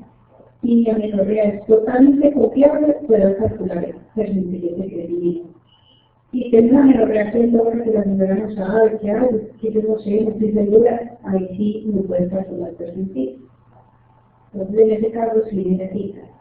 Y como les dije, si no tengo percentiles en esa ecografía porque la amenorrea no es confiable, la idea que sería, si yo estoy haciendo una ecografía, si puedo medir cerebelo, me dice, por cerebelo me da tanto, porque el cerebelo crece 1 milímetro por semana hasta la semana de 3 y con pruebas. Si yo tengo 24 semanas, el cerebelo mide 24 milímetros, es una buena alternativa.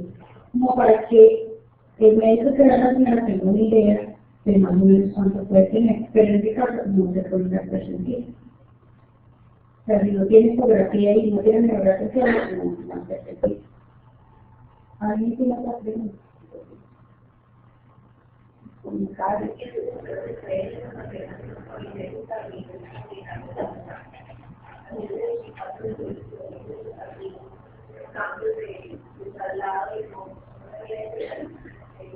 Pero también cada vez estamos en tercer nivel.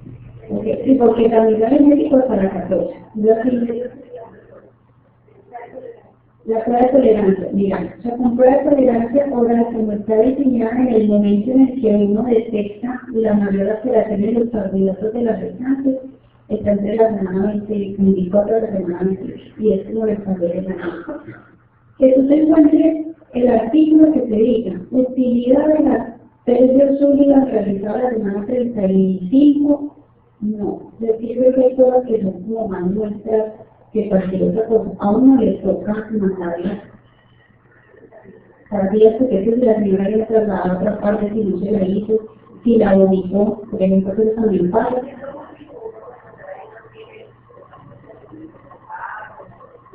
Lo que pasa es que las que están validadas para el músico de gestacional no saben las cosas. Una glicemia basal, como la máxima alteración que tienen las pacientes diabéticas gestacionales por las hiperglicemias post. Por eso que nosotros las retamos con una carga a ver qué es lo que pasa en el post, porque ellas usualmente en ayuda no se tienden a tener hipoglicémicas, no hiper. Después que se dé la ayuda normal, pero eso no se va a hacer en el diagnóstico de hoy. Eso no sirve para captar las premenstruacionales por allá en el primer control. Pero la idea es, entre la semana 24 y la 28, se la pongan a ver la 30, no la tiene que tratar de dársela porque sale más para hacer. O sea, hay una parte de tu consigas escrito, no es que se puede hacer hasta la semana. Lo que pasa es que tiene un tiempo establecido precisamente por esa alteración de carbohidratos que tienen habitantes en ese tiempo de embarazo. En el tiempo donde está el mayor reto, pues por así decirlo, para la embarazada, y por eso nos damos en esa semana.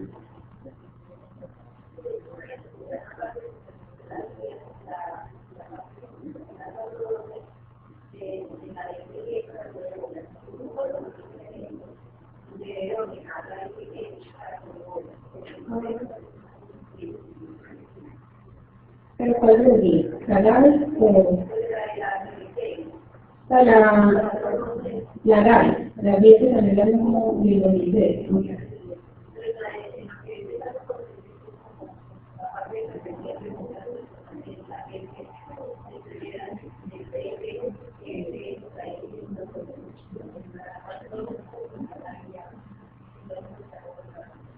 El estado de confianza con consultar en pacientes de alto riesgo, o sea, en pacientes que comen gatos, que comen la carne cruda o etc.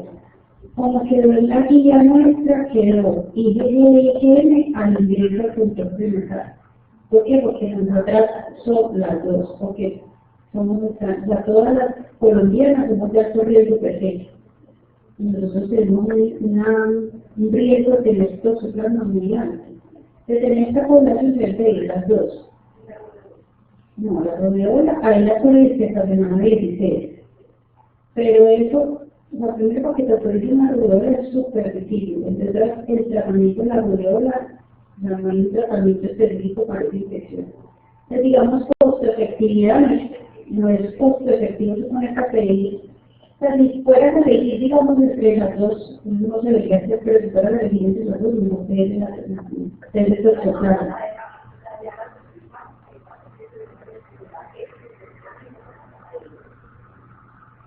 El problema de que pedirla a él primero es que si te da positiva tienes que pedirla a él. Entonces él se te va a doler. Mientras autorizo, mientras te la hace, mientras no sé qué, llegó a la semana 26, ya no le puedes mandar test de doler y te quedas sin saber si es la duda crónica. Entonces, por ejemplo, me mandan las dos de entrada. No sé si el médico les viene, por ejemplo, a los médicos generales que lo obligan para hacer su plan. Yo entiendo que no.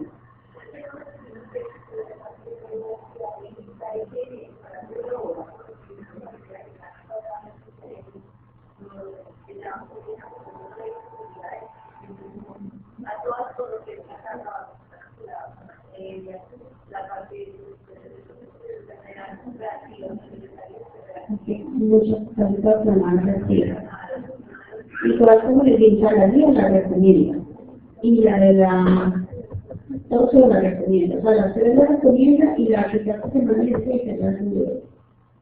Yo la pedí dos para de las dos. ¿Alguien más? Se recortó canalidad, donde se indica que hagan la fotografía de caminando, no tiene un foto, algunas pacientes se preocupan de la actualidad de la comunidad de la zona de discapacidad.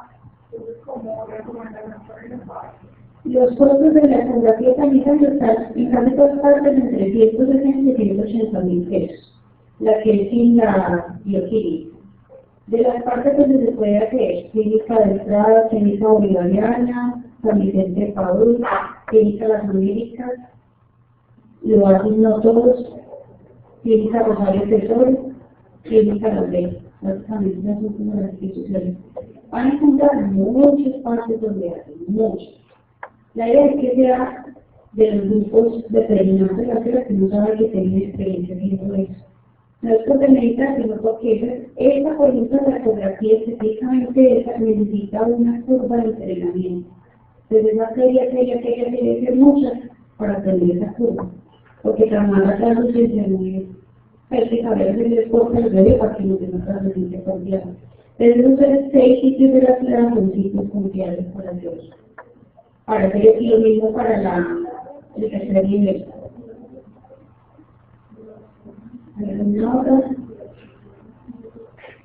Si no, muchas gracias. Gracias por la